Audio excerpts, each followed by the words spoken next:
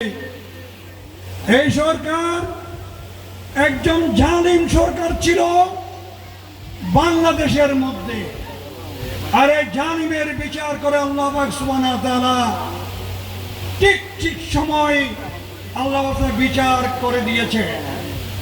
আজকে শেখ হাসিনা কোথায়? শেখ হাসিনা ভারতে পলায়ন করেছে।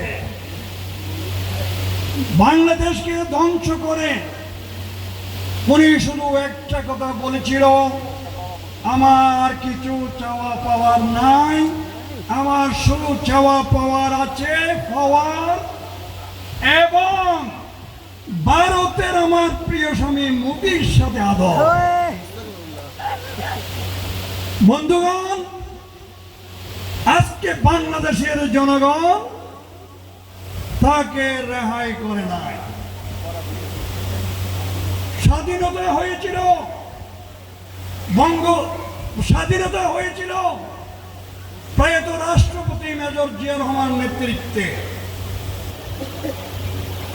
আমাদের জিয়াউর রহমানকে ক্ষমতা দিয়েছিল একটি সামরিক অভ্যুত্থানের মধ্যে দিয়ে।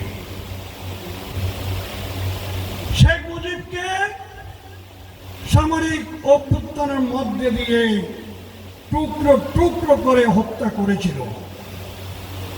তার নামাজের জানাজা পড়ার জন্য কোনো লোক ছিল না। আজকে অনুরূপ তার কন্যা শেখ হাসিনা জনগণ থেকে রক্ষা পাওয়ার জন্য চোরের মতো পালিয়ে গিয়েছে। বন্ধুগণ, দেশ হলো আমাদের, আর আপনারা হলো আমাদের। ভোটের মাধ্যমে নির্বাচিত হয়ে জনগণকে আপনারা শাসন করবেন। আমরা হলাম দেশের মালিক, আপনারা হয়েছিলেন দেশের পরিচালক।